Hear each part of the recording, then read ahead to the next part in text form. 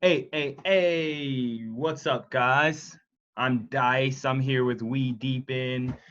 We're going to be talking about God. We're going to be talking about your favorite animal, whatever it is today.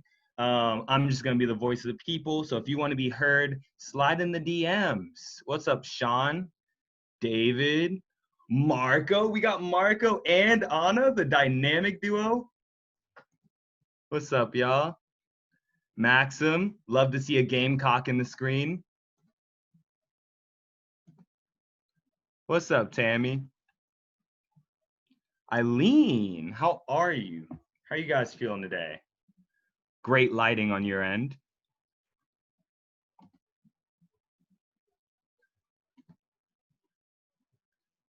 Audrey, what's up? Audrey, tell us about your day. Best part, best thing that happened today.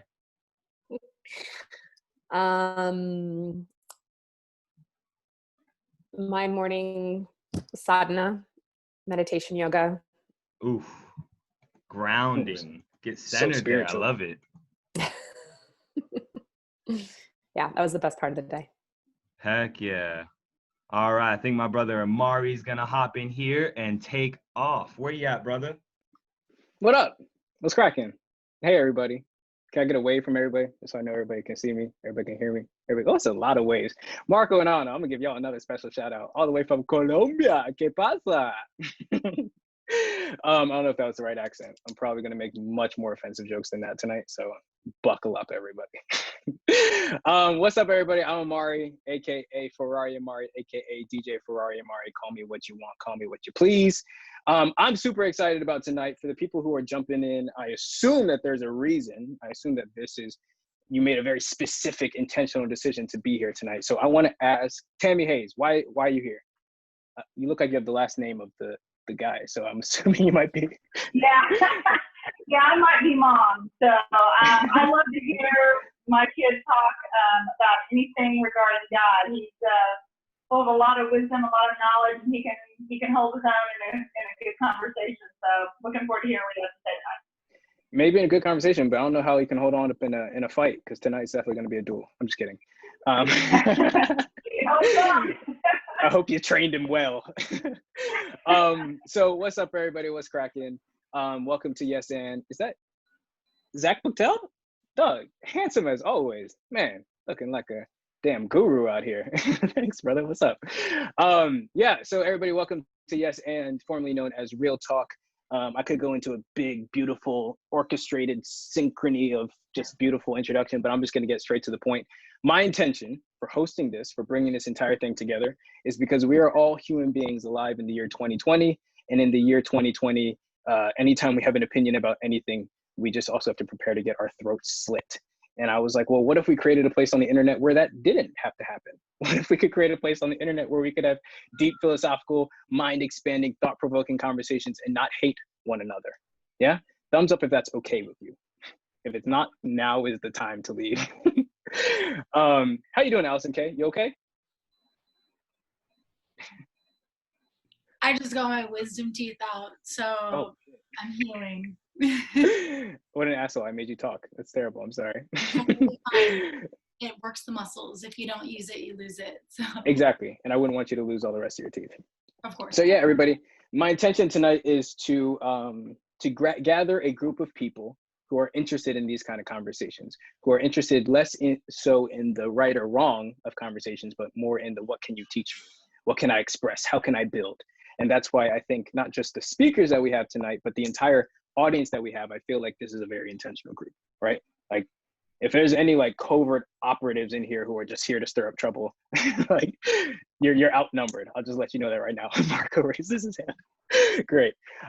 So like I said, my intention is to create not a safe space, because that sounds kind of weak, but create an intentional space of conversation and dialogue tonight.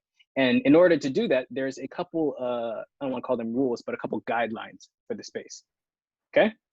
I have 5 things that I need you to agree to. And if you can't agree to them, then Christina is going to kick you out. Cool? So everybody raise your left hand, please. Beautiful, beautiful, beautiful. I need you to repeat in your mind after me. I will not take myself or my opinions too seriously. somebody's like, well, he can't hear me saying it, so I don't have to agree. Cool. Number 2.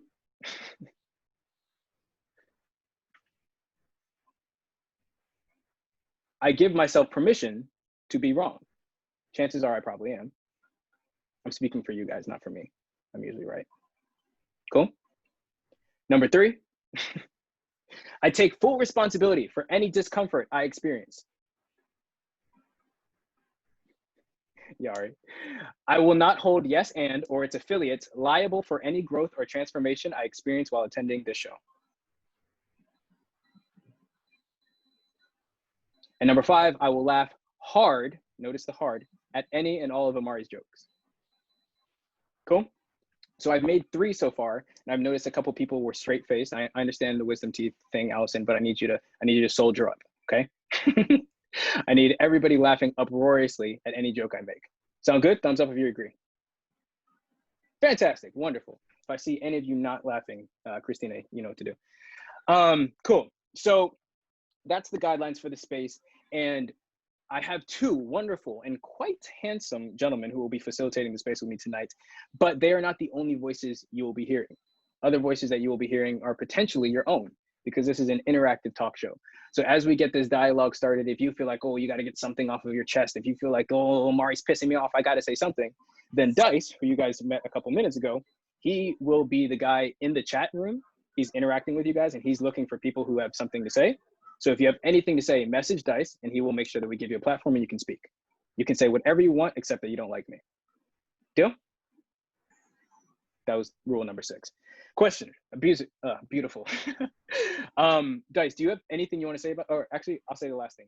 When you do get a chance to speak, we're going to call it a hot minute. So you have 60 seconds to communicate whatever it is you want. I don't care what it is you say, but you have 60 seconds. At 60 seconds, you will be muted and sent to purgatory or whatever it is we decide we believe in after this conversation. Cool? So, as you all know, Dice, you have a question? Yeah, I just wanted to remind everyone to put their Instagram handles in their name if they haven't already. And also, if you don't have video turned on, then you will not be able to stand on your soapbox. So make sure you turn those cameras on. Face ID required for all soapbox moments. Yes, thank you, Dice, for the reminder. All right, so how about we get into this happening that's occurring right now. As you all know, and if you don't, I'll reiterate, tonight's send-off, blast-off question is it wrong to say, I am God? And I'm sure that everybody here has some sort of opinion on it. And I am very curious to hear what Mr. Lewis Fisher and Mr. Joshua Haymes have to say about the matter. I'm gonna let them have their opening statements, 30 seconds each, and you'll get to know them over the course of this dialogue. So, Fish, how about you go first? What do you think? Is it wrong to say I am God? Hey guys, for me, my relationship to the word God is my relationship to energy and life experience itself. So when I am saying I am God, I find that to be an affirmative statement, something that allows me to connect with the feeling and with the idea that I have all the parts and pieces of humanity and the world and the universe within me. So I feel that that is a solid representation of my usage. And I hope that through this conversation, we can talk about the ways that we can use affirmative language to empower ourselves. Wow, that was so romantic and beautiful. Thank you, Fish. Joshua Haymes, make your mama proud. What do you think? Yeah, my biggest fan for sure. Well, I'm definitely going to be taking a more culturally unpopular view on this.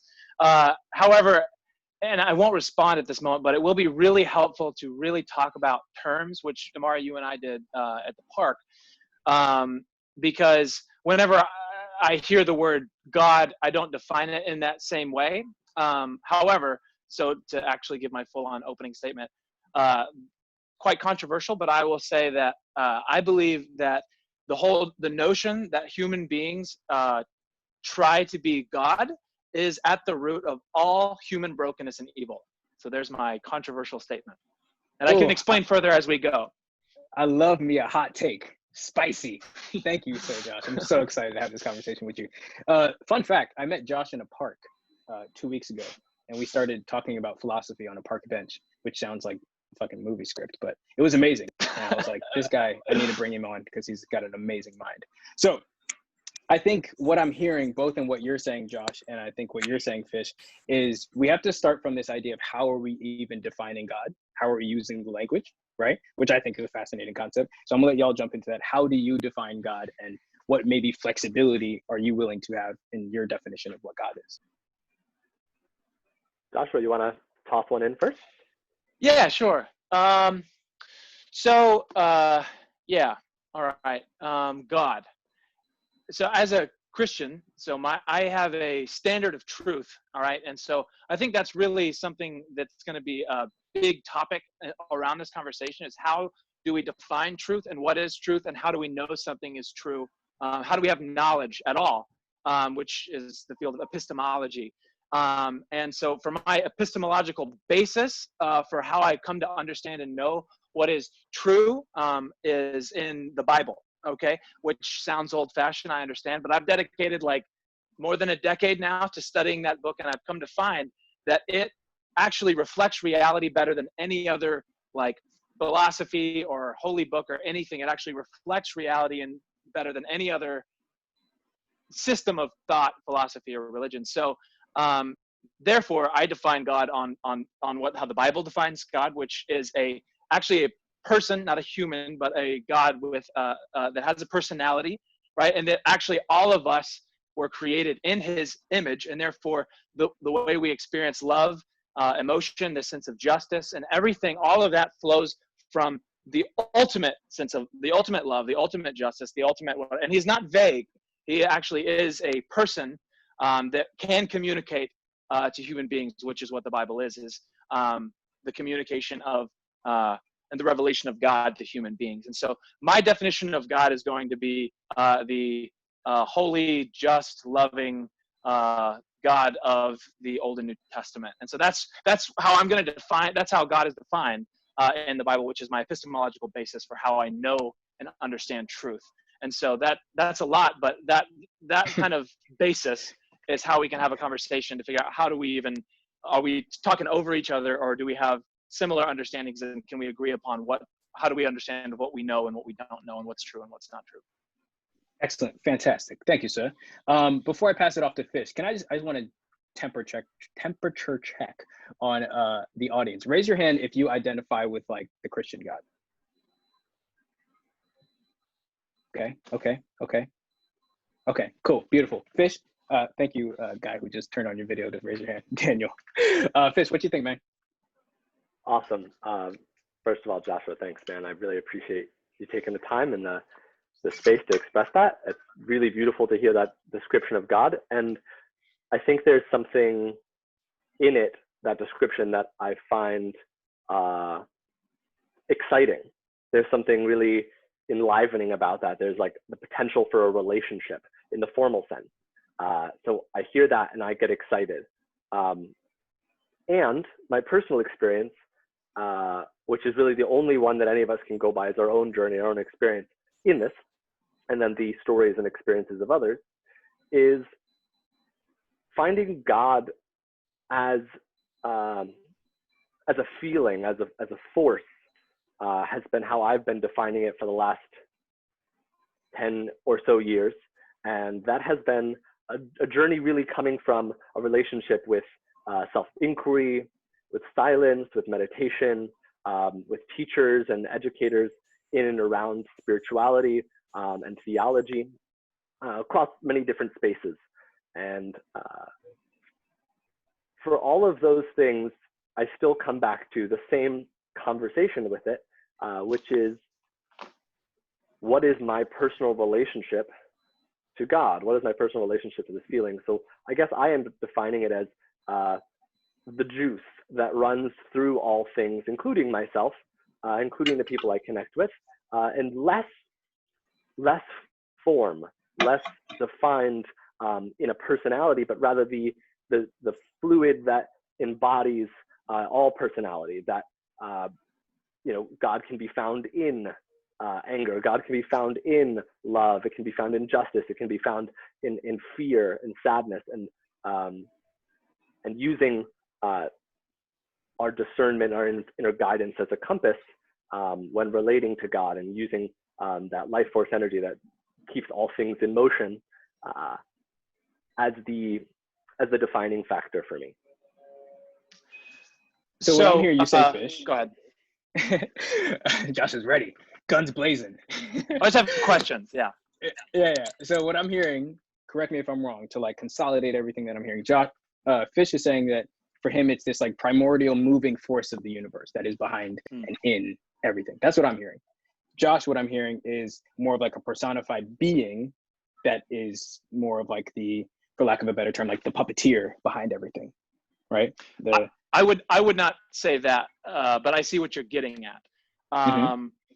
Yeah. So what's interesting to me is some of the ways that you're describing God, I would agree with, and I think the misconception comes that people believe that Christian doctrine is like, grandfather Santa Claus up in the clouds with a beard, when he's white, and he's like, he's up there on his big throne and like a cloud. That's not, whenever I say he's a person, I think that those images conjure up in our minds. That's not what I'm saying.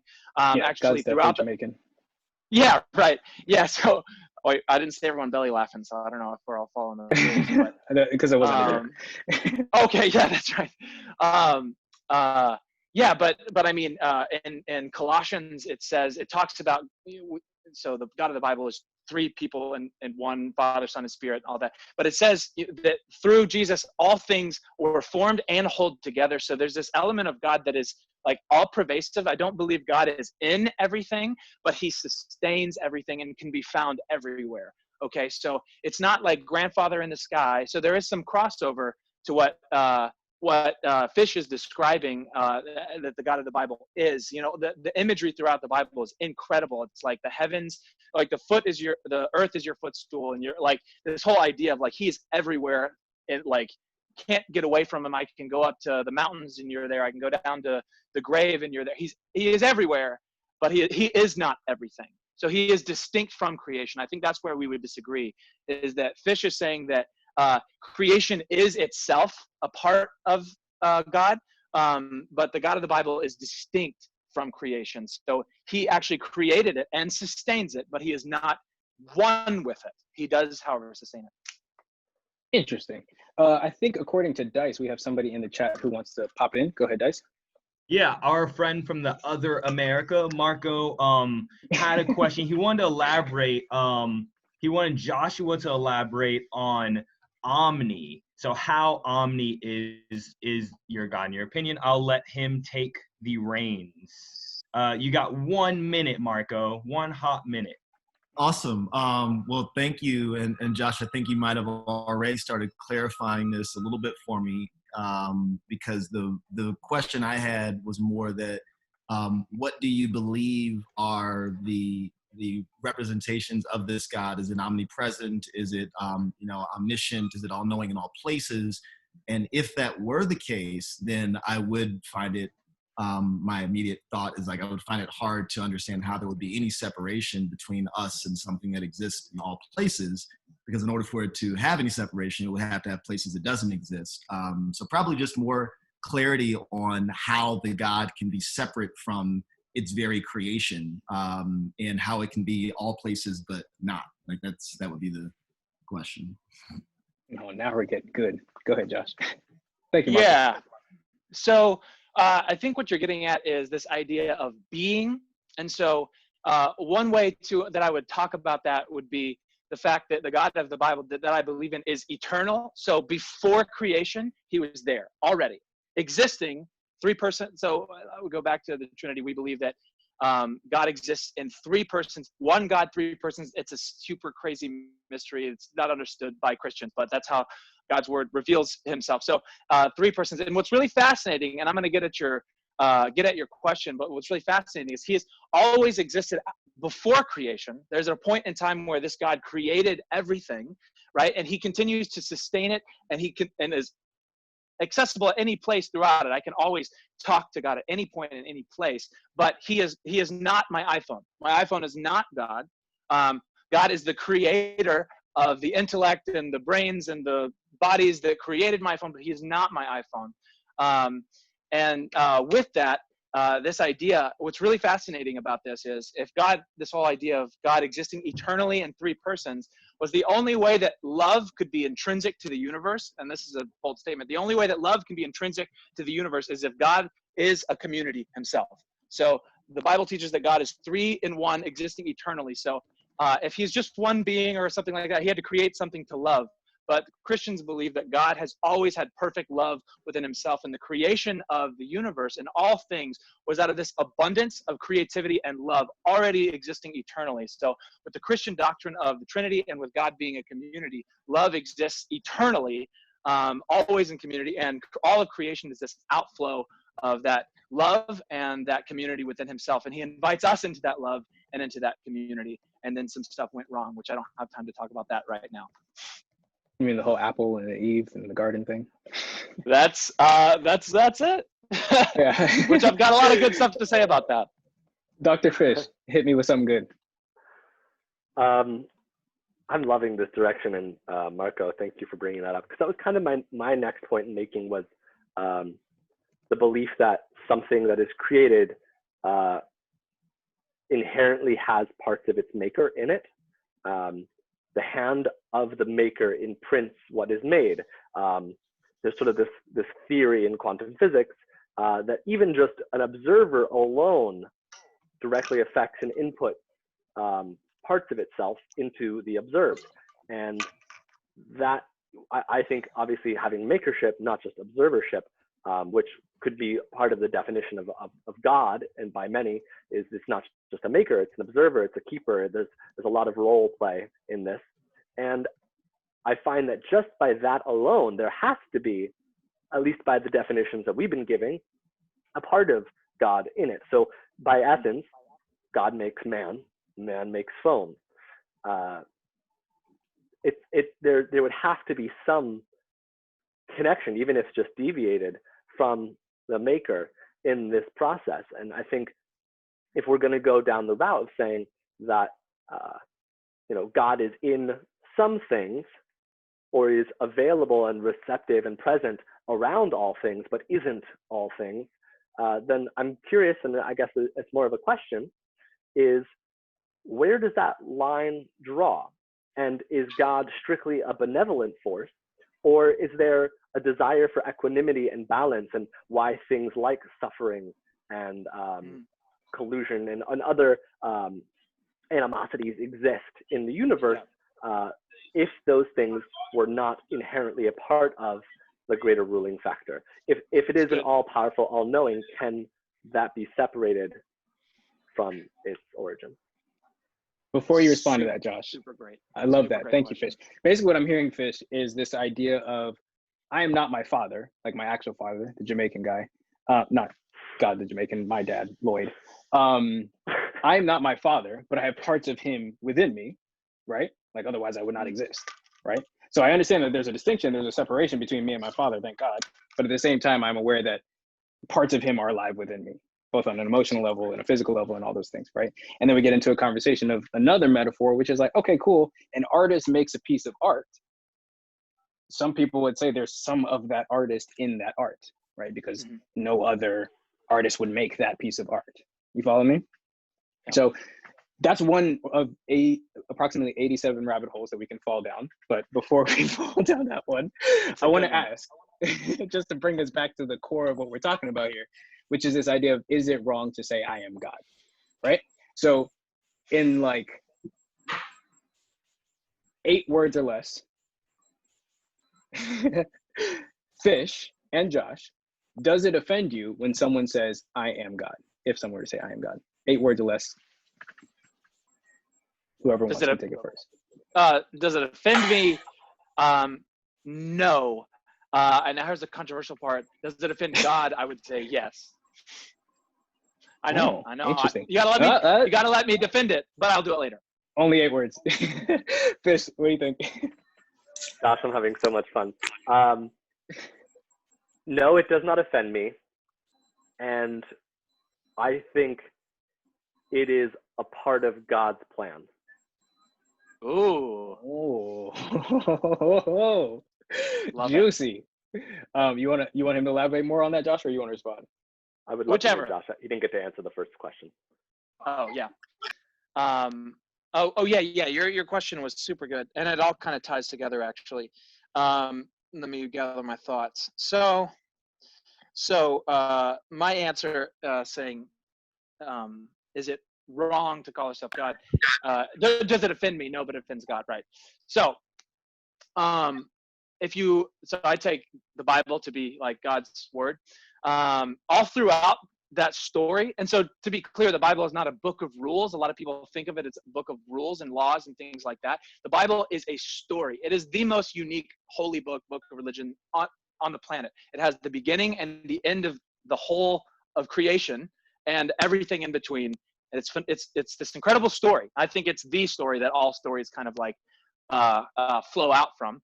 Anyway, that being said, all throughout this story, when people actually claim to be God, it ends very poorly for them all throughout the story. Now, the reason for that goes back to the very beginning. So this is actually going to tie into what you asked me, Fish, I believe, if I can remember. I'm tracking all the different questions. But so something that's really fascinating for me is this Genesis story, which, Imari, you and I elaborated on. It is, a lot of people think, oh, that sounds just like a kid's story. You got talking snakes and take an apple and somehow that causes everyone on the earth to be damned. Well, it's actually the most complex, elaborate telling of the human story and the human condition and who God is and how we relate to him. So what I mean by that is, Fish, you were talking about the relationship we have to our maker, how if God created us, we have parts of him in us, right? So that is what we Christians would say is the image of God. It says, God said, let us create man in our image in Genesis 1. So he creates Adam and Eve in his image. And what that means is, and immediately after, it's basically what it means to be made in God's image is, I got some feedback there. Someone might need a mute. Is that God created human beings to rule and reign with him. So basically it says that in Genesis, it says that when he created human beings, he created them to actually rule the world. And the other command was have babies. So have babies and rule the world. That was like the initial human charge. That's what we were supposed to do, right? And of course, you guys know the story. There's a tree, and he says, don't eat of this tree or you'll die, right? Don't eat of this tree or you'll die. So basically, the invitation was partner with me in ruling the world. Trust me in a loving, mutual relationship with you two humans and God, and rule the world and multiply and take all the hidden potential and creativity in the world and bring it into fruition. That was the thing. Now, don't eat of this tree of the knowledge of good and evil. So what's going on there is, and Fish, you were talking about the relationship with God and evil and how, what parts of God are in everything, right? So God being distinct from us, he created us to partner with him and to rule and reign in the world, have babies and find all the potential. So beautiful, right? Only don't eat of the tree of the knowledge of good and evil. So what is the tree of the knowledge of good and evil? It is this picture of you humans do all this wonderful life with me, and trust me to define good and evil for you. Trust me to be God, your creator. And so if you guys know the story, what does the serpent say? He goes, oh, okay, did God actually say that? And then he says, oh, God is actually afraid that you're going to be like him. That's why if you eat the tree of the fruit of good and evil, then you'll know good and evil just like God. You'll be your own God, essentially. And so what human beings do in their desire to be God and to be gods themselves and to reject God's definition of good and evil, but choose to define good and evil for themselves, what they do is they take the fruit and sin. Then the whole rest of the story is this chaos that ensues. Immediately after, they are aware that they're naked and that they're ashamed because, oh, wait a second. I don't know how she defines good and evil. Maybe this is evil. We have totally differing ideas of good and evil, so it throws everything into chaos because there's not a consensus on good and evil anymore. God isn't defining it anymore. The human beings have chosen to define it for themselves. And so that's where the separation takes place, Fish, is that's where we are no longer, God is no longer, the evil that we see and the brokenness in the world is the result of us choosing to define what's good and evil for ourselves. So God is the creator, he's separate from his creation. He is not the cause of the Holocaust. Human beings redefining good and evil for ourselves are the cause of the Holocaust and the social injustice and the racial injustice in our country. All of these are the result of human beings deciding for themselves what's good and evil instead of going to God, the creator, to define what's good and evil. So that's a lot. Sorry, but I had to answer a lot of questions. I see why you're a pastor, brother. Thank you. So I have some thoughts I want to just throw into the pot, if I may, and then I want to throw Ari Berger onto the I want to throw her onto the platform in a second. But just to stew the pot a little bit, I grew up Christian. I don't identify as Christian anymore. But when I was growing up Christian, you know, a lot of my life was dictated by what is good, what is evil, what is sin, what is, you know, making God proud, et cetera, et cetera. And I realized eventually that my life was being dictated by shame and obligation, right? And as I've like grown and developed and, you know, changed and transformed in my own way, I've detached from this idea of right and wrong, good and evil, and I'm more interested in the idea of what is effective and what is ineffective, right? So thousands and thousands and thousands of years ago, instead of on a Zoom call, we were all around a campfire, and there was caveman fish, and he had probably less hair than he does now, and we were all just driven by our need to survive, right? We were all driven by what is the best for the community, right? Nobody's debating that, right? So when we were all traveling around as hunters and gatherers, and there was 30 of us, and let's say Sean, he's married to somebody, he's married to Martha, and at some point, Martha slept with David, the doctor. Sean then says, "Oh, David, I hate you and I kill you," and he destroys David. All of a sudden, now the tribe doesn't have a doctor. And for me, that was in my opinion, the origin of right and wrong. What is effective and ineffective for the group, what no longer serves the group, is like, okay, cool, Sean, we understand you were mad that you slept with Martha. I hope everybody's following this metaphor. But at the end of the day, like if Sean killed the doctor, now we as a hunter-gatherer, now we can't take care of our injuries. Now we can't take care of our sick. So I think that for me, it supports in looking at the idea of effective versus ineffective versus right and wrong, because I feel like when we start telling people that their actions are wrong, we make them wrong. And I've never seen somebody thrive from a space of shame, in my opinion. Go ahead, Ari. Joshua, I have a question for you. And I think just to know, I'm coming from like a very spiritual Judaic background. And you know, so growing up, Judaism teaches you that we are all made in God's image, just like Christianity does. But I think that the difference is that we're taught that we all have the same ability to have that prophet type relationship with God. So I think we just have to rise to the occasion, that there is no difference. That is that, you know, Jesus made a choice to rise to the occasion, to have that kind of relationship. So, you know, I guess my question really is if God existed before creation and then, you know, Jesus came afterwards, right? Then, and was made in his image as his son, and we're all created in God's image, then don't we all possess the same amount of God in us? It's a good question. Got it in right at the minute. Well done. Well done, Ari. I want to hear both Fish and Joshua's response to that. Fish, you want to go first, or do you want me to go? Sure. I hear that, Ari, and I immediately think there's an opportunity in that reflection to see every prophet, and not just Jesus, but every prophet who preaches the word of God as essentially a spokesperson for God. And it's interesting because I think that might in itself negate the importance of Jesus in the narrative. I think Jesus is one of the Trinity, so inherently is not a creation of God as much as it is one of the parts of God.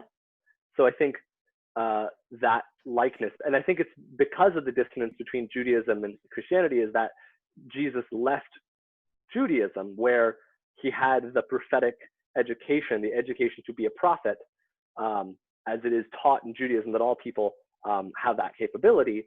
And then on the other side of that conversation, Judaism doesn't talk about is where Christianity believes that Jesus is beyond the prophethood, beyond just a spokesperson, and is really the embodiment of God, more than just an image, which is really interesting because I guess this is me tossing the ball to Joshua and extrapolating on this, is if that is the case, if Jesus is in fact a part of God and not just a prophet or a spokesperson for godliness, then why are we distinctive in creating a narrative around Jesus in human form?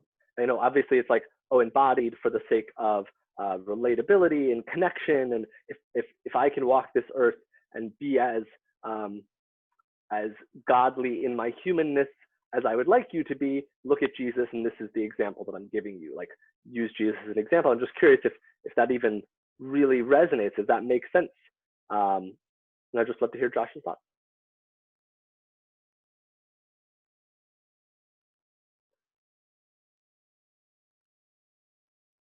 I'm muted. Unmute.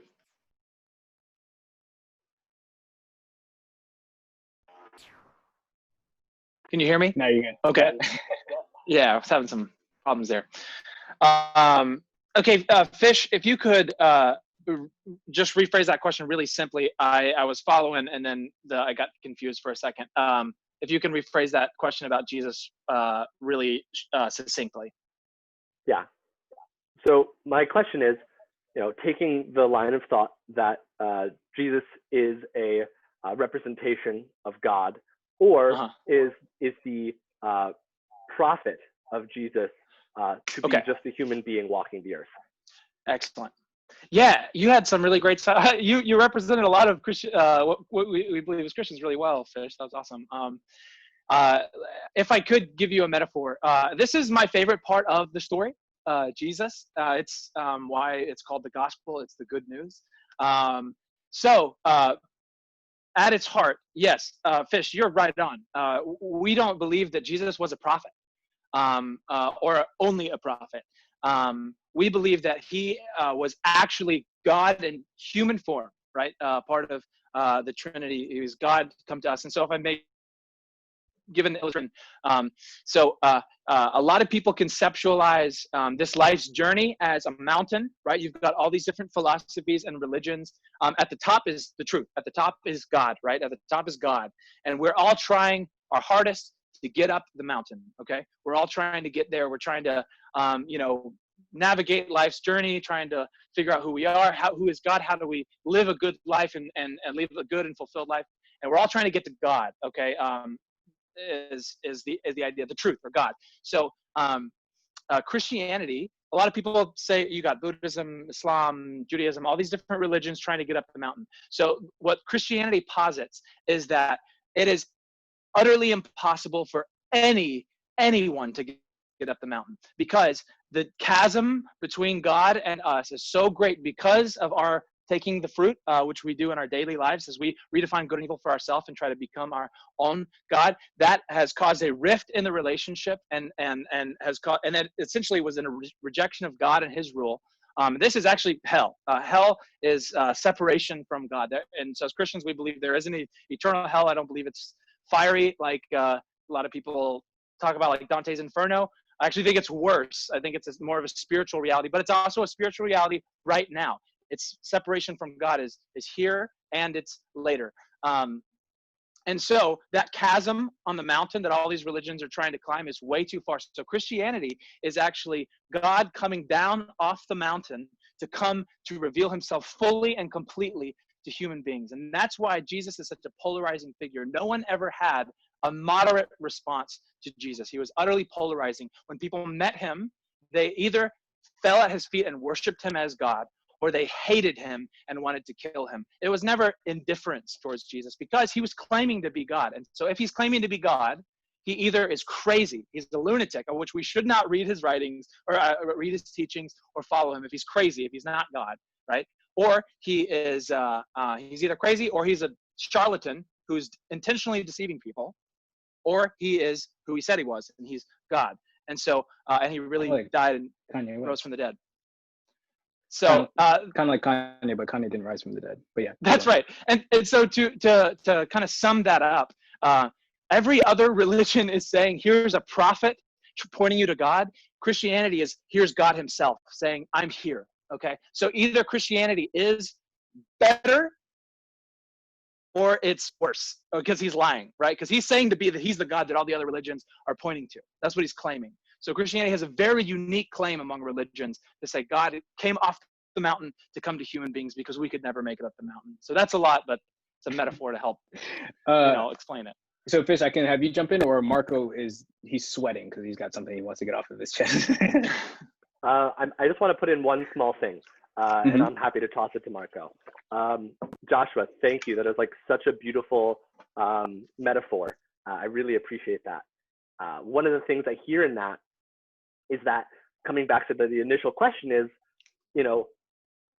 am I God?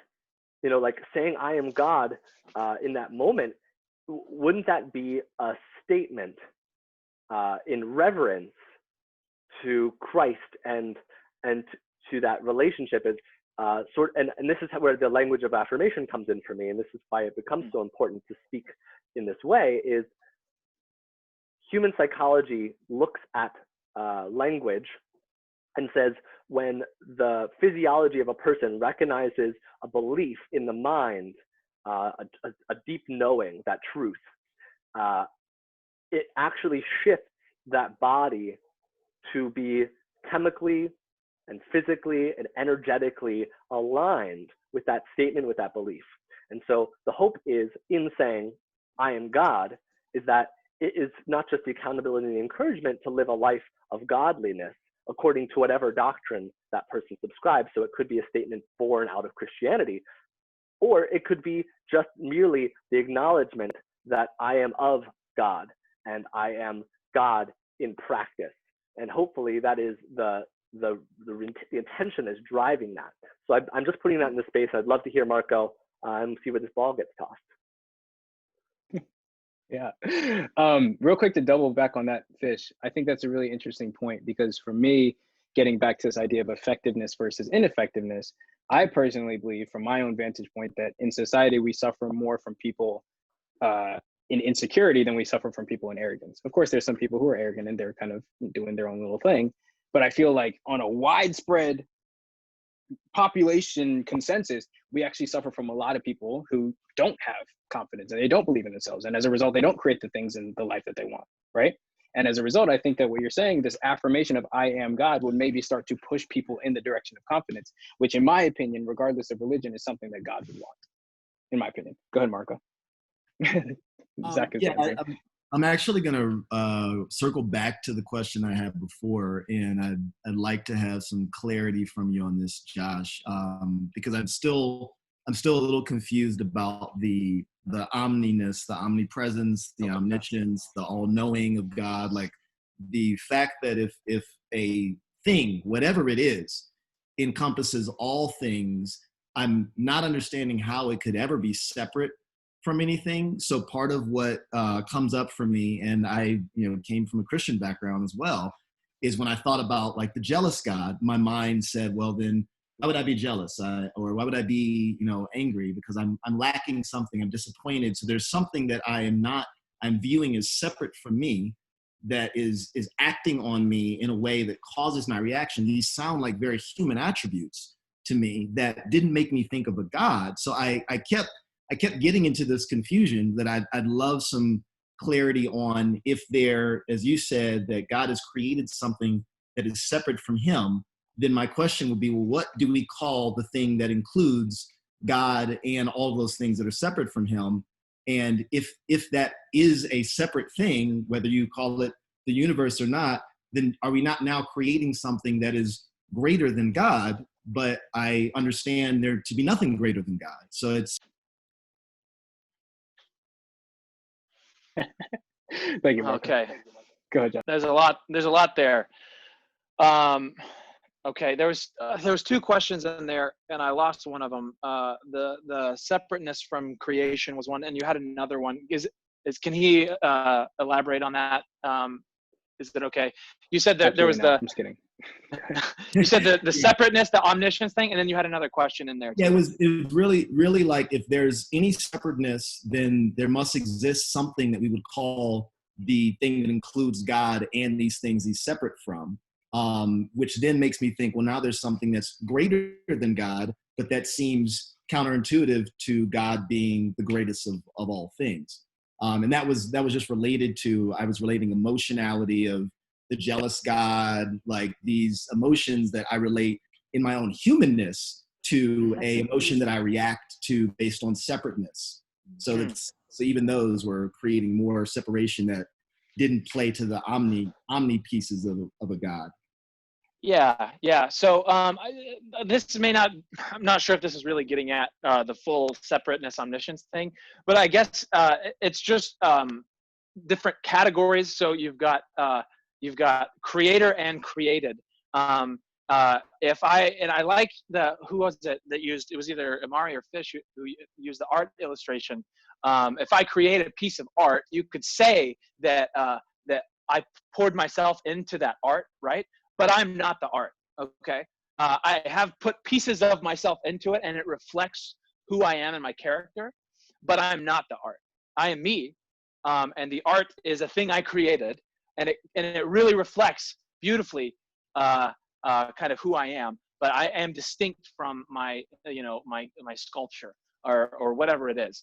And so and you could say, like, I carry it with me always, and like I make sure everyone sees it and I show it off. And so I have a very unique relationship with my art, but I'm still not it. Like, it's separate from me. And what's actually really, really beautiful about Christianity, it's the only religion or story where that's exactly what happens. God creates this beautiful canvas art piece that is creation. And the gospel is, the gospel story is that human beings mess it up with all kinds of brokenness and evil. And in an effort to come and fix it, the artist, or let's say the writer, enters into his own story, actually, which is so crazy. That's what Jesus is. It's like breaking through totally into the story and becoming a part of the art, which is this incredible, in an effort to redeem and restore the brokenness and evil that's happened, and to call people back to what he says is the kingdom of heaven, the way things were meant to be in the garden that got all messed up with when human beings redefine good and evil for our own self. So Jesus has come to redeem and restore that. And there's a lot there to that. But so there's that element of distinction. And to get at your idea of these human emotions, now, as Christians, we believe that all of our emotions, and I don't think emotions are good or bad. Emotions are neutral. They happen to us, right? And it's what we do with them is either good or bad, right? So jealousy, if I see my wife over there, some guy, just waves at her, and I like get super jealous, and I'm like getting onto him and like yelling at her, something like that. That's ugly, right? That's ugly. But if I see some guy walking up and putting his arm around my wife, I'm going to be jealous, and that's going to be good, right? So it's what we do with it. So the emotion jealousy, just like, so the idea in the Bible that God is a jealous God, he sees his people. And if some guy like pushed my wife and I didn't like, if I wasn't jealous for her and my love for her, he's going to pay for that because I love my wife, right? And so it's these emotions are actually good and they come from God. But because we redefine good and evil for ourselves, very often we twist those emotions into something ugly and icky and wrong. And so the emotions are actually a part of who God is. And often our humanness, our brokenness, our redefining of the good and evil twist those into something ugly and bad. As Imari would say, ineffective, which I would say evil. So I hope that kind of use my words. Yeah. So I hope that kind of gets at your question. Yeah, that's what I got. Fish, what you got to say, man? Oh, this is so good. So there, in that conversation, in that thought, right, we have the school of thought that's saying God, in the beginning there was nothing, there was God, right? Like God was the only thing. And then God created man, and God created man to feel and experience jealousy and other emotions that provoked opportunities for actions that would be other than godliness, other than the way of being God. And so if God comes down and embodies qualities that that are godlike, let's use that for an example, and human beings then adopt those qualities, is that wrong to say that they're aspiring to be like God? So my thought is, okay, so if that's the direction we're looking at, that's one lane of thought. And the other lane is, all right, well, if that's not the case, there had, like Marco said, there's this other thing.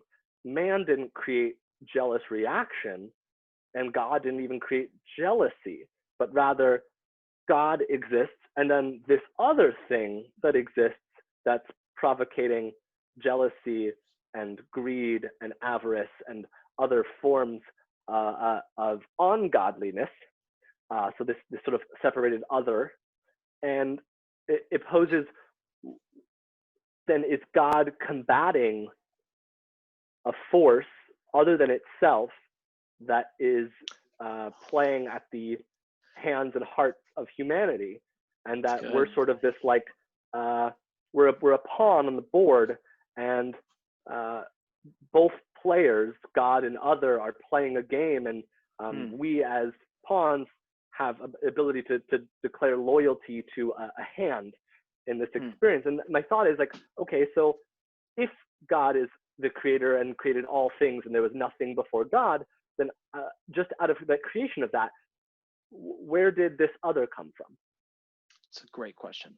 Man, that's awesome. Before you take it, Josh, because my head is spinning, I need like a Tylenol. Dice, you said that somebody was in the chat and they want to jump in? Yeah, not to get in the way of Fish's Genesis Part 2, but Coach Yari has a strong statement / opinion that she'd like to let everyone hear. Come on, drop you it know in it's for going us, to be good. Come on, Yari.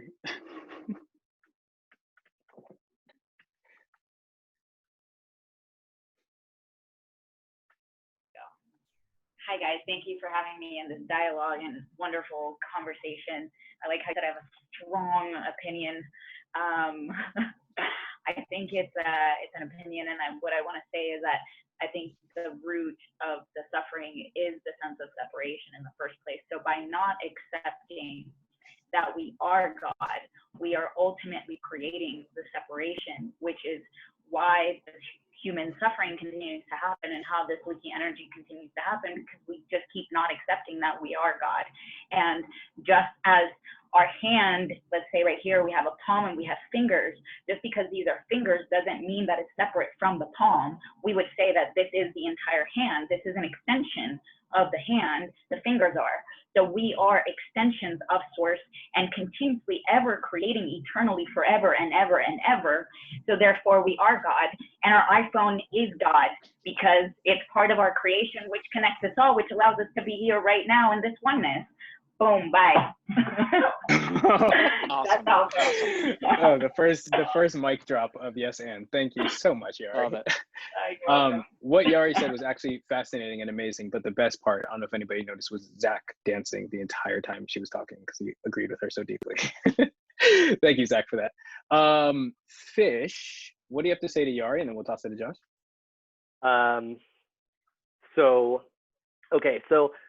I love referencing this particular piece of literature in the theme of referencing great pieces of literature, Josh.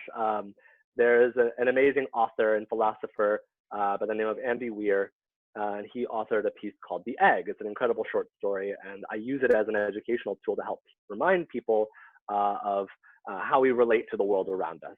Sort of like the Cloud Atlas quote that by every from womb to tomb, by every crime and every kindness, we birth our reality. And so the hope is in Yari's point is, from her perspective, God is a thing to aspire to be.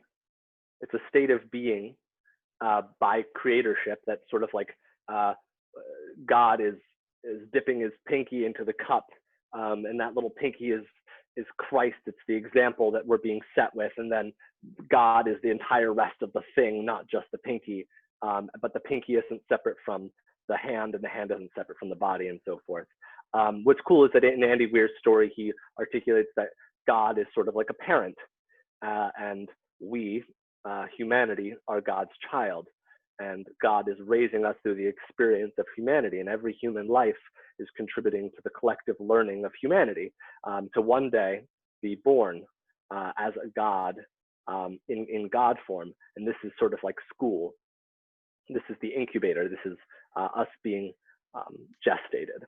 And so it's interesting when I hear that, Yadi, it reminds me, like the human suffering comes from the lack of connection to God, lack of connection to this oneness, this beyond separation and segregated essence, which I think in part, and in some ways, that this is a part of Christianity, in the sense that Christianity wants you to come home to God, to become one with God, to find God in your experience. And I think, I don't know if that can even be answered from one vantage point. I think that's more of a holistic approach, to say that there's pieces of philosophy from many different cultures that address all different parts of that conversation. And I still think, like Joshua said, that there are mysteries within Christianity that remain unsolved. And I think there's this natural holism as humanity has become diasporatic and shifting and global, that our ability to put all the puzzle pieces together requires wholeness in humanity before we can find wholeness on a theological level. Beautiful. Go ahead, Mr. Josh. And I want to get Michael Z in the chat after. There's a lot of stuff there, a lot of really good stuff, and what's really fascinating is I'm finding a lot of crossover in the area of the problem.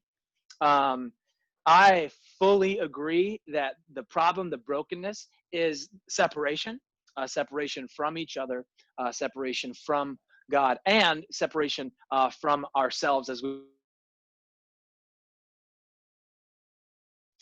But the difference is, and I'm not sure how productive it would be. This idea of oneness, I'm not sure. So, Fish, one thing you said, as Christians, we actually we don't believe that we're trying to be one with God. We believe that we say, and here's why: because in oneness, there's you don't have love. If it's all one thing, it's like there is nothing to love and share love. And so that's why Christianity actually has, and the Bible talks about God as being separate, and he loves us, right? But here's the thing, and here's the kicker. So we talk about the separation as the problem. And as I mentioned back in the garden, first thing they define good and evil for themselves. All of a sudden, they're naked and ashamed. Vulnerability severed. You notice people aren't walking around naked anymore. Because there's this idea, I don't know what's good or evil. I don't know how you define it. I don't know. Well, I've got shame now. What about my body? It doesn't look right. It doesn't look perfect. All these kind of things, shame and all these things enter into the picture because we've done this. And so it's caused that redefining of good and evil has caused this separation between God, between each other, and and in our own selves, the way that we were made to be. Now, there's a common misconception that says that people think that Christians believe, and I hear this often, that all humanity is God's children, that we're all God's children. This is actually not what the Bible teaches. And this is very controversial, but let me preface this by saying, if your God isn't challenging you, you should be skeptical of him. Because if your God is telling you everything that feels right to you, there's nothing to tell me that I can't go rape somebody or pillage and burn because it feels right to me. If feelings are the only basis, see, if my God that I worship, that I've discovered, says that I feel that it's right to do these terrible things, then I get to just do it, unless there's a standard outside of myself that is actually setting the standard. And so this idea of we're all God's children, actually what the Bible teaches is that instead of the loving relationship that we were made for, we have rejected God and we have made God our enemy. And Romans 1 says it best. It says that basically hell, the wrath of God against all the evil that we have partaken in, and the way we've wrecked and ruined God's good world and how it was meant to be. He created it good in the beginning. He said the punishment for that is that he has handed us over to our own desires. So Romans 1 says he has given us over to our own desires to do what ought not to be done. And then it goes on to say they've exchanged the truth of God for a lie and worshiped the created things instead of the creator. So the Apostle Paul is getting at this idea that all of the evil and brokenness stems from God saying, you're not going to worship me, you're going to do what you want and see what happens with the world. And so this is the world we get. We see, while there is beauty, there's so much evil and brokenness. I'm walking through a couple that is going through a lot of that. There's too much evil and brokenness in the world to just try to look on the bright side, I think. And Romans 1 is saying that the reason the world is broken is because the wrath of God against sin is said. Hell is basically God saying, you want it? You got it. Now, I've come for you to show you that I love you, and I've actually died to prove that I love you. So come back to me. Come to me and let me redefine what's good and evil for you. And so that you're not in the chaos anymore. The real quick illustration. God, I love, I don't know if any of you guys are familiar with the Silmarillion, which is Tolkien's like history of Middle Earth, Lord of the Rings. The creator creates with a song. So he creates with this beautiful song, right? And so imagine creation as a song, this great orchestra, right? And it's beautiful, the creation song. And actually Genesis 1 and 2 is a poem. It's basically a song. So God creates with this beautiful song, right? And then human beings get it in their head, you know what? They're part of the, creates everything as this grand orchestra. Human beings think, you know what? I don't like this song. I want to write my own song. So they pick up a guitar and start strumming Nickelback, like in the middle of this beautiful symphony. And what do you get? You get chaos. It's horrible now, because now all the human beings have said, I reject the creation song. I want to sing my own song, right? And so basically Jesus came back. Jesus came for us to enable us to pick up our instruments and actually tune back into God. And the way we do that is not by saying that I am God. And it's interesting. I think we really need to define some terms, because we're getting at some similarities that we believe. Is not to say that I am God, but I actually now submit to God's definition of good and evil, and I give up being God of my own life and say, God, I'm going to come back to your song and play your song. And that's kind of the idea of what Christianity is. It's picking up your instrument and tuning back into the beautiful creation song. But if we don't do that, we are like separate from God. That's what the Bible teaches. But we need in our hearts, we know something's missing, something's off. So we search and we reach and we search and reach for something that's going to satisfy, something that's going to fulfill us. But the song is the only thing. And according to the Bible. Yeah. Thanks, Josh. Appreciate you, man. So one thing, I know Dice has somebody that he wants to introduce into the chat real quick. But one thing, because you know me, I like to stir the pot a little bit. One thing that really gets at me is I feel like human beings, we need a God, or we created a God to give us a sense of direction, to give us a sense of accountability, a sense of this is the direction I want to head.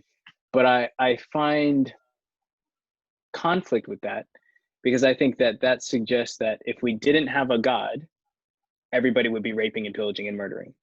And personally, I don't believe that that's the case. Personally, I don't believe that, especially with how we've advanced, and of course, some things are still shitty, right? But I think that to say that without God, we would fall into like despair and we would just be killing each other and raping and pillaging, I think doesn't give humanity enough credit. So I would just put that into the pot. Go ahead, Dice. All right.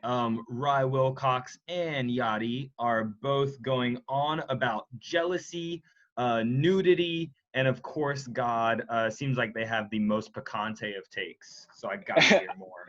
I only want to hear about the nudity. Yeah, I'm going to hold all of my opinions and just ask two questions. My question would be that if God, Jesus, and the Holy Trinity, the Holy Trinity exists, then where was Jesus before he was born? Yeah. Was it just a dichotomy at that point? And then two, if God is a jealous God and created all of these other religions to be, why would he put himself in the shoes of jealousy? Yeah, it's good. That's good. Those are great questions. Fish, hold on. You asked me a great question before. I hope you've held on to it, because I do want to respond to that. I'm going to respond to this. I hope you hold on to that question. So the jealousy question, and what was the first question? I'm sorry. There was the jealousy one, and I think you said, where did Jesus come from? Holy Spirit. Oh yeah, the Trinity. Yeah. So so again, I'm taking my standard of truth from the Bible that I believe, after decades of study, is I believe it to be God's word. So throughout that, it never explains in depth the inner workings of the Trinity. It does affirm that God is one God in three persons. I know that's mind-boggling, but to get at your specific question of where was Jesus, we go to John chapter 1. So what's really fascinating is John, when he wrote his gospel, he basically wrote his gospel as a renewing of like the creation story. So if you'll remember, Genesis 1 starts with, in the beginning, God created the heavens and the earth. And throughout the entire Old Testament, there's this like weird, subtle allusion to a mysterious background figure that's not known. Like at the very beginning, it said, let us create human beings in our image, which is odd, right? If God is just only one without the three persons. Anyway, to get at your main point, so we have this beginning, God creates all things good in our image, that being the Trinity. Things go broken, everything gets messed up. Well, when John picks up the story and starts writing his gospel, he starts in John chapter 1 by saying, in the beginning was the word, which is the Greek word logos, okay? Which is fascinating because you can kind of take the logic, that's where we get our word logic, but the Hebrew hearer would have heard in the beginning was the word, which is the law, the Old Testament, the law of God, God's revelation to himself. So you got this dichotomy meaning, but in the beginning was the word. And it says, and the word was God, and the word was with God. How can it be was if it's with? The word was God, the word was with God. He was in the beginning. And the word became flesh and dwelt among you. So in the very beginning, it's always been Father, Son, and Spirit in perfect love and community, sharing that love and community throughout eternity. And the beginning was the creation. And it goes on in Colossians to say that all things were created and sustained through Christ. He is God, made human form, part of this Trinity. And so I hope that answers that question. And then you asked a question about jealousy. Why would God create these situations, I think it was, where he would become jealous, these other religions where he would become jealous? I think someone give me a nod if that's close. Yeah, okay. Great question. So this is where the idea of human free will comes in, because God created human beings to have a relationship with him, so that we could be totally satisfied and fulfilled in our relationship with God. But we broke that contract. We broke that relationship when we rejected him in favor of making ourselves our own Lord, our own God. And so what goes on then is now that Romans 1 passage that I quoted earlier, where it says that he hands us over to our own desires. That is the outworking of every human philosophy, every religion, is this desire to satisfy ourselves. We were meant to be satisfied in God. The illustration I love to use is we were fish, God is the water. We were made to swim in the water. We were made to swim in the water with him, in his presence, fully satisfied. That's the environment we were created for. And the human story is that we jumped up onto the beach. We said, this water isn't as nice as I want. I wanted, maybe it's better up there without this stupid wet stuff. Is water wet? Shout out to that guy, Chaz. But so the fish, human beings, jump out of God's presence. We reject God's presence in favor of something else that might be better, right? And so as soon as that fish jumps out of the water, it's already started dying. It started dying. We were made for God's presence, and we've jumped out. And what the Bible says is the only way back into God's presence is to give back the fruit and to say, Jesus, and the way Jesus says, I am the way, the truth, and the life, and no one comes to the Father. No one gets into the kingdom of heaven except through me and the sacrifice that basically, you're not Lord, I'm Lord. Okay, there's a distinction there. And the only way to get back into the song is to stop trying to play the song and accept his song that he wrote, to get back into the water, which Jesus is inviting all of humanity into. So that's what I got. And Fish, I think he wants to respond. I saw him grinning. He also had a question that I didn't get a chance to answer. Fish, do you want to jump in, or I'm gonna throw in Zach, because Zach has had something on his chest. Yeah, let Zach have a bite at it. Okay, go for it, Mr. Zach. I am so excited to hear this. Hi, everyone. First of all, I think this is fascinating that this is even occurring, that people are like getting together and talking about God and what it means. It's like heartwarming at its essence, because everyone has their own opinion, but just that we're focusing on it and giving it energy, like bless it to the core. That said, I learned a couple interesting things about Jesus. I grew up as a Jew, and we all but denounced him as a fakery and not real. And then I read the Bible, and then I saw that Jesus was awesome, and started recognizing him as a prophet and as an enlightened master. And then I learned more about Jesus, that between 13 and telling all the rabbis in the synagogue that they shouldn't have money inside of the holy temples, which is a good one, by the way, he traveled the Silk Road to the east, and he studied with the Buddhas. And in doing so, what many people don't know is that in Hinduism, one of the major religions of the world, Krishna and Jesus are the two top gods. Oh, I got 13 seconds. They're the two top gods. And they didn't get there after it. They formed it with him. They recognized him as an enlightened master. And I believe there are many enlightened masters that were all extensions to the amount that we know that we're enlightened and dance and play and have fun. That's what I and got. take our shirts off. Yes, thank you. Thank you, Zach. Fish, go for it, buddy. Yeah, I don't even really know where to begin. So many things on the table right now. Can I toss you something, because we're running short on time? Please. So there was a moment earlier where you said something that God wants us to call ourselves God, right? I want to bring us back to that, to the original initial question, because Josh said that he's not offended by people calling themselves God, but he thinks that God is offended by people calling themselves God. You, on the other hand, gave a very interesting take, and you said that God actually desires that, he wants that. So I actually want us to wrap up on that. Sure. Where I come from in this thought is God wants a relationship with us. God wants to have a relationship like it does with the Trinity, or at least in the Trinity's likeness, right? Because that is the ultimate relationship. The ultimate relationship is this Trinity between all of the persons, all of the versions of God in itself. And so by creating us, it was another relationship, which would, in essence, aspire to the relationship between God and itself in the Trinity. And so if there was any form that we could posture ourselves to stand beside, to compare ourselves to look into the mirror and say, this is the father that I hope to stand in the shoes of, I don't think a parent would shame their child for wanting them to be like them, even in the most aspirational sense.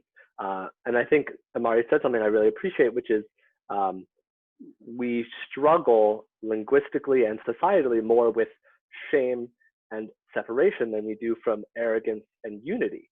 You know, obviously arrogance has moments of shadow where it becomes an act of destruction, where one doesn't actually know how to operate and doesn't have the etiquette and the efficacy to operate in a space beyond its abilities. But I think more often than not, humanity struggles with under confidence and under efficacy and under sovereignty, you know, not being able to have the autonomy as an individual or as a culture, as a community, to be the stewards, the keepers, the caregivers of this earth, this material plane of existence that God put us here to govern. And if getting closer to God is a statement, I am God, at least in the experience of it, then I feel like it couldn't be shameful, and it couldn't be something that God would be offended by, just by the mere nature of the question. Amazing. Thank you, brother. Love you, Fish. And I love you, Josh.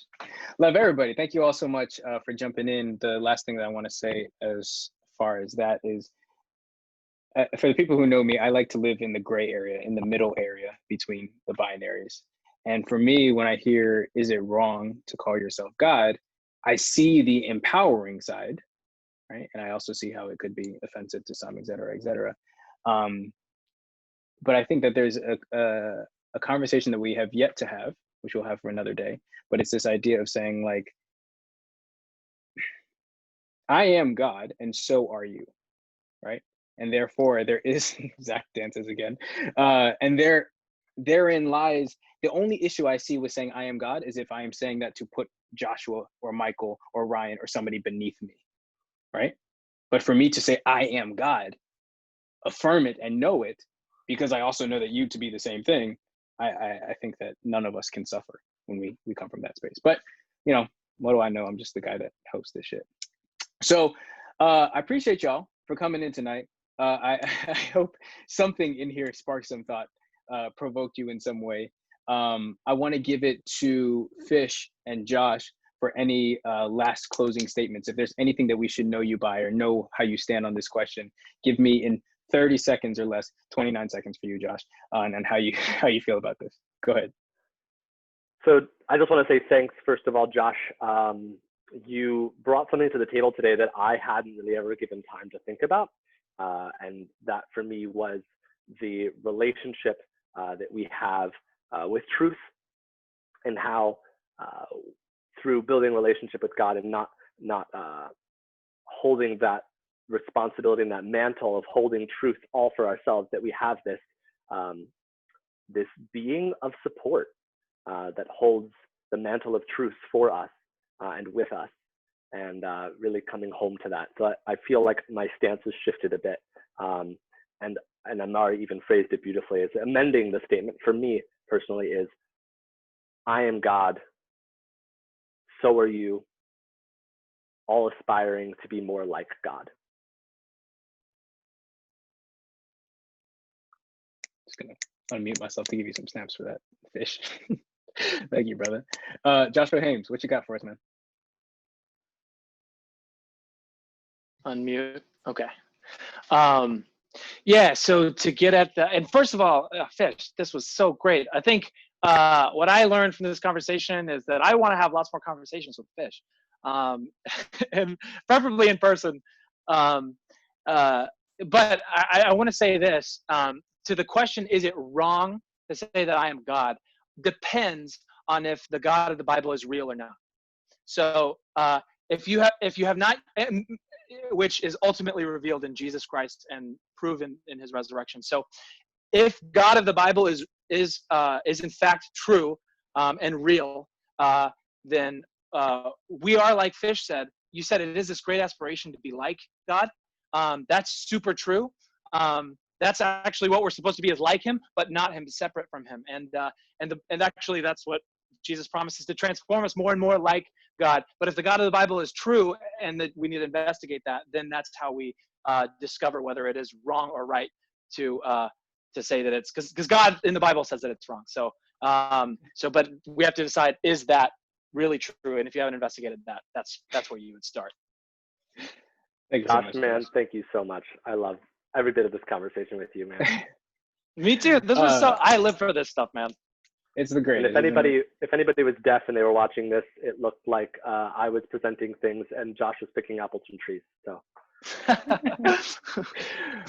Dice, man of the people. Do you have anything to say, or voice of the people? Anything last minute thing? Generally, I am honored to be a part of this. I love how everyone was honest, and I found that that no one is wrong, but no one has the answers here, and I'm excited by that. Ooh, it's a bar. Should be the Yes and theme song. No one is wrong. Nobody has the answers. Cool, awesome, thank you. Ari, Tammy, Nadia, Allison, Lloyd, that's my dad, Joshua, Michael, Ryan, Elliot, everybody, thank you so much for joining. It personally, for me, encourages my heart to see that there are people in the world who are interested in having thought-provoking conversations. It gives me hope and inspiration that my kids will grow up in a space where we can actually have opposing views and yet not kill each other. So thank you all for being an example of that. Thank you for being my inspiration. Thank you for being my role models. I truly, deeply appreciate it. Thank you for tuning in. And we're going to keep doing this thing. Next time, we're going to ask another thought-provoking question. And I appreciate the team over at WeDeepen for giving us a platform to do so. So speaking of WeDeepen, I'm going to pass it along to Christina Weber to share her last thoughts. Go for it, Mama. Well, what a such a profound conversation. When I sent out this email to everyone, I referenced the 36 questions. For those that know that in 2015, there was a New York Times article that was titled How to Fall in Love with Anyone, Try This. And there was a series of 36 questions created by a social psychologist. And just diving deeper into this question, it's like take this back and use it for your relationships, use all types of questions and go deep. So it's really awesome to have this experience with everyone. We're gonna do it again. So we're gonna do it again on Wednesday, August 26th is the next Yes End. And it's happening the last Wednesday monthly, so prepare for that. The next questions, and Imari and I spoke about this, and we wanted to ask everyone here what questions that you were interested in. We put some into the pot, but one of them, so I'm gonna give you guys 3 questions. And if there's something that feels like in resonance, like, yes, I want to talk about that, and yes, I feel really passionate about that in one way or the other, please feel free to let us know. So first question, are all people created equal? That's good. Second question, is cultural appropriation an honor or disrespectful? Third question, is there such a thing as truth or opinion? Cool.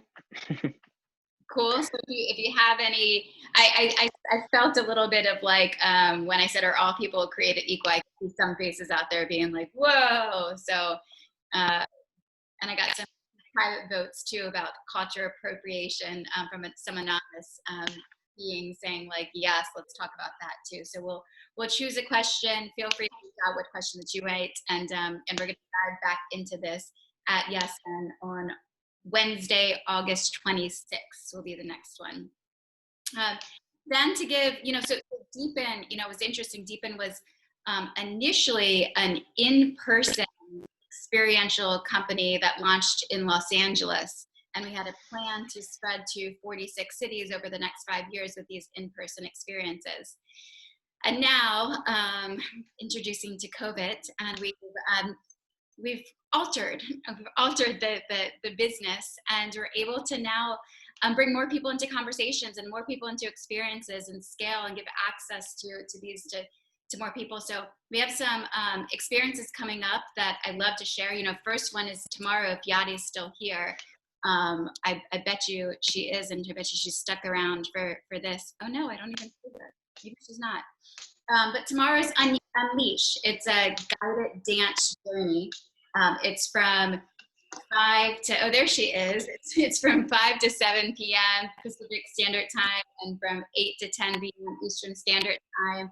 And she's going to guide you into a journey. You're going to learn some choreography, and you're going to learn some, we can throw, if Dice is still here, we can throw a minute clock up for Yadi to tell us a little bit about Unleash, since she's present right here. So Yadi, you want to give us your little elevator?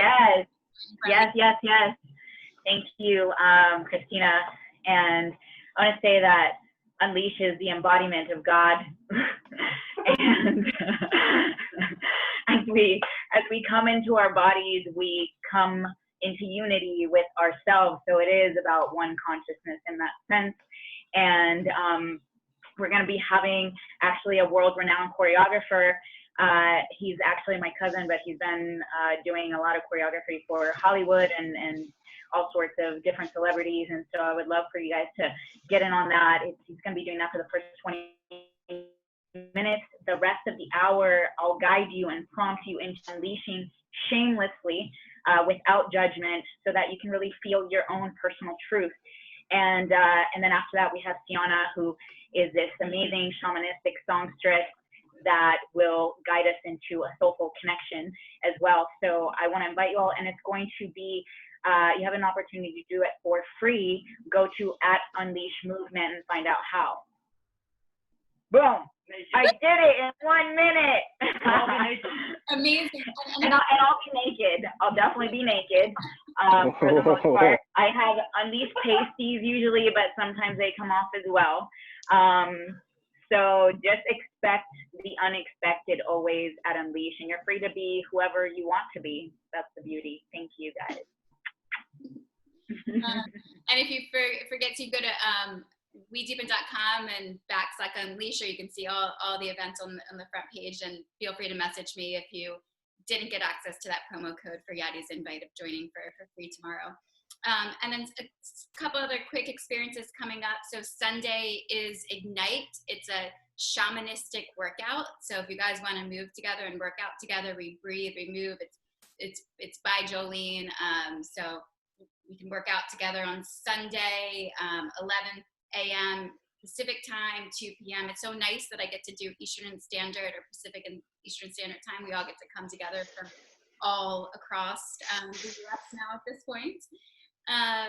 And then Nightcap Ninjas on Sunday, which is an experience you're guided to sleep together, 9:30 p.m. or 12:30 a.m. Eastern Standard Time, and we can get our bodies ready for a good night's sleep.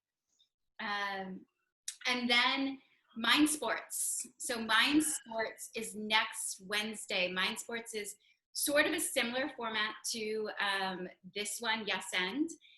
It's a debate. It's actually a hardcore debate.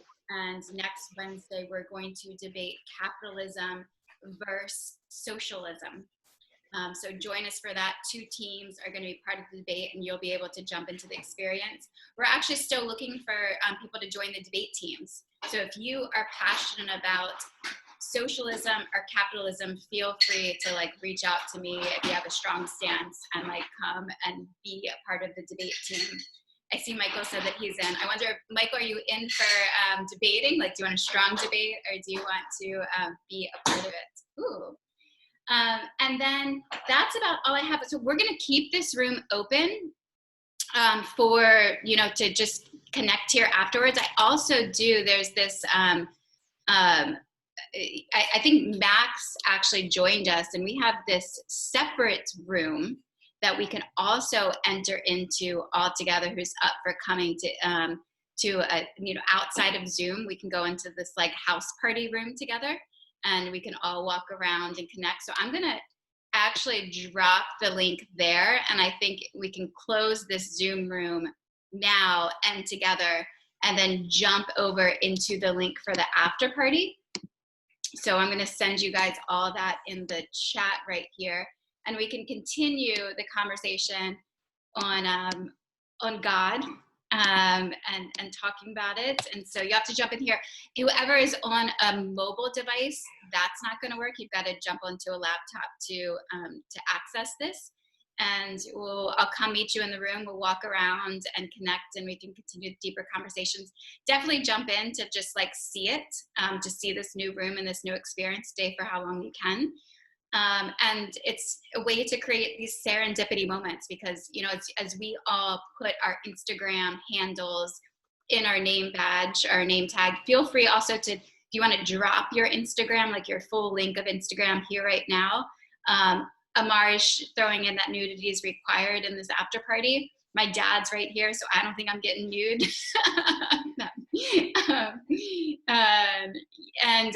And yeah, so the link's right in there.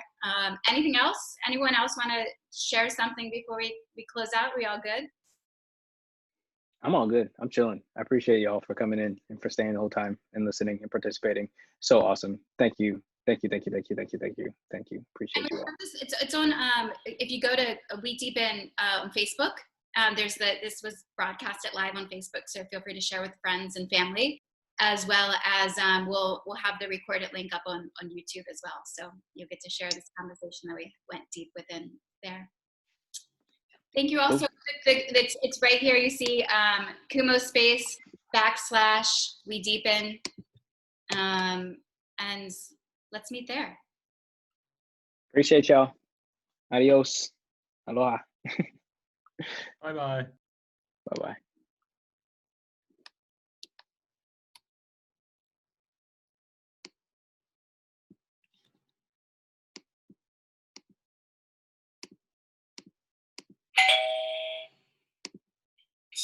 Three people.